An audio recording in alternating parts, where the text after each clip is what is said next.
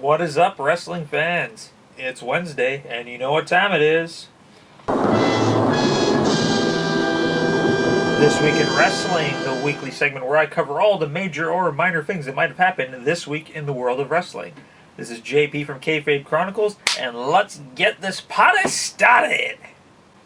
Starting off, it's go-home week in regards to WWE Fastlane. Not going to really talk a lot about on Monday Night Raw because I've already covered my Fastlane predictions. Please follow the link in the description below. So I'm going to jump right into the Smackdown game. Why? Because it's Smackdown and we love ya! Okay, so for the past 2 weeks, you guys have probably seen that the world title picture's kind of been a whole cluster bomb. No one really knows what's going on. Randy Orton wins the Royal Rumble, gets a title shot. Bray Wyatt wins the title. Randy Orton's like, I don't want to fight you, you're my master. Let's have a battle royal. Battle royal happens. Luke Harper and AJ Styles, the last two men in. They both go over at the same time. Let's have another match this week. So, of course, this week it's AJ Styles taking on Luke Harper, where the winner will be the #1 contender. Finally. I said a lot there. Thank you, computer, for making that sound. He loves me. Gonna turn off the volume there. Back to sputtering. Anyway, so match goes on. A lot of great stuff going on. Luke Harper's pretty much pulling out every single form of offense against the new John Cena because he can kick out of everything. Of course, match finally ends. AJ Styles hits him with the phenomenal forearm. 1, 2, 3. Referee calls it, but Luke Harper's foot was on the rope. What? It's madness. Pure madness. Of course, Shane McMahon, president of the Smackdown, the GM of Smackdown, comes out, says, no, we are not letting this happen, because last week during the Battle Royal, yeah, the referee's decision, that was okay, but this week, oh, no, we can't have the referee scrub. We need you guys to continue. Obviously, so the match goes on, and of course, AJ, finally gets the 1, 2, 3 against Luke Harper after the 450 splash, after all this crazy madness ensuing. So AJ Styles is the new #1 competitor, which I don't really agree with. I was really rooting for Luke Harper on this one. I just believe storyline-wise, Luke Harper, I think, fits more into what's going on. However, it's not over yet. Still lots of more crazy stuff going on.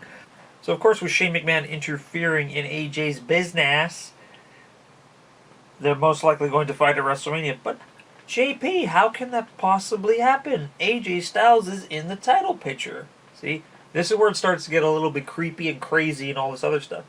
At the end of SmackDown, Randy Orton cut a really creepy-ass promo. He was actually live at the Wyatt Complex, pretty much stating a story of how he was only pretending to be Bray Wyatt's friend, you know, if you can't beat him, join him sort of thing. But he's just been playing Bray Wyatt the entire time, when in reality, he's now challenging him for his world championship, and he actually burns down the Wyatt Complex. There's some other Sister Abigail stuff in there. I don't really want to go too much in detail because I think that's kind of a push away from that.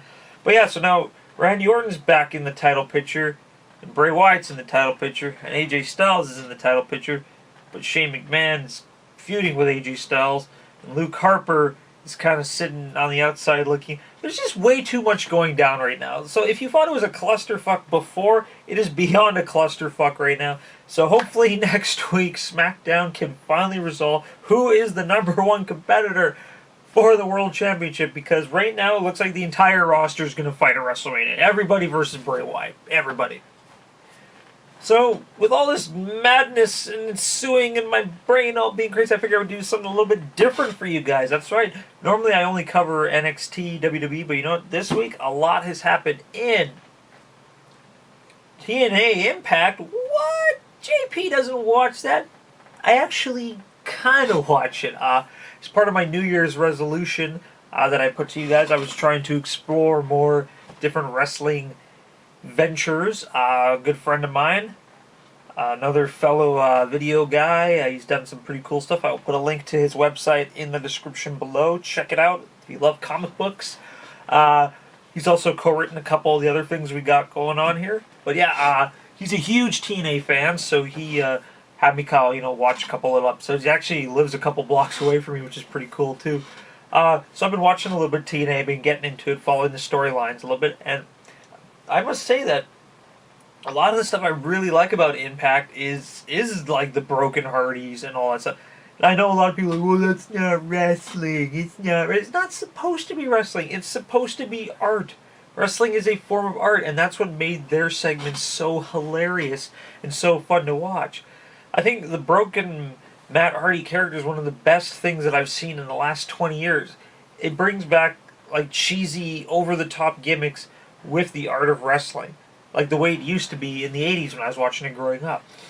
So it kind of really hurts me that I read the news article that the Hardys are not re-signing with TNA. And that does break my heart because I was really, really enjoying a lot of the Broken Hardy storylines that they had going on. I don't know the whole story of why they're not re-signing. I don't know, maybe Vince magically pulled money out of his ass and he's going to re-sign them, which would be horrible because Vince does that anytime he takes anybody who ever left him in the past. Like right now the Hardys are sitting here, and if they're going to go to WWE, they're going to be down here. He's not going to give them anything to work with. And it really hurts because, like I said, they were probably the best thing going on TNA at this moment. Also, I'm reading that Drew Galloway, another former WWE superstar who seeked greener pastures, he's not re-signing. And also, heard a little rumor today that the Miracle Bennett and his wife Maria Kanellis, another former WWE person, are also not re-signing, and apparently women's wrestler Jade is also not re-signing. So it's just kind of weird that there's this weird shakeup going on in TNA right now that a lot of the bigger name guys are not re-signing. Is there some weird political stuff going on behind the scenes that we don't know about? I don't know. But it just seems to happen with TNA all the time. They finally kind of get like an established roster of people. They put on quality, decent shows, and then those people leave, so then they're kind of got to go 4 steps back and start again, which really sucks for them because, like, you know, they're not as popular as you know, WWE or any of that, but they're pretty damn fun to watch. Like, I recommend anybody check out some TNA shows, check out Impact, check out all that stuff. They put on some pretty decent matches. It's a lot of great up and coming talent. Hopefully that, you know, with all these big name stars leaving, this will give an opportunity for a lot of the younger guys like DJZ, Moose, you know, Grado, like just all these fun guys, friggin' Rockstar Spud, like all these fun guys to watch. Hopefully they'll be able to kind of go into the spotlight right now. But yeah, I really can't dip my heart and talk a lot about this, but I just figured I'd let you know, like, you know, a lot of crazy shit happening in TNA right now, and it's very hard to follow. Like, it's, you know, Impact is really bizarre right now that they've kind of lost all these people, and I don't know why. My friend who's like TNA superstar fan #1, he doesn't really know why. He's very hurt, and I am too, because it was really fun stuff to watch. I heard a great analogy by him a couple of months ago, that the way the wrestling is it's kind of like the cities in Winnipeg. Well, no, sorry, I'm from Winnipeg, like the cities in Canada. You got your WWE up here, which is Toronto, which everybody bows down and worships. Then you got your New Japan, which is like your Vancouver. And then you got your TNA, which is like Winnipeg. You know, it's a city people like to go to, but they're kind of embarrassed to talk about it, sort of thing. So yeah, you know, do yourselves a favor, check it out. It sucks. Hopefully everything will get cleared up and stuff will be going on. But yeah, so I can't really talk that much about it, but I can tell you someone who is. I fully recommend you guys check out fellow wrestling YouTuber Robert Does Wrestling. I've been a fan of his for a little while. We kind of been talking back and forth. We tweet each other, we comment each other, but he does a lot of Impact reviews. So I'm going to put a link below for his show at the bottom. Please check out his stuff. It's really awesome. If you want to learn a little bit more about Impact, he does pretty much a daily review in regards to it. So yeah, lots of links in the bottom. Please check it out. Lots of great stuff.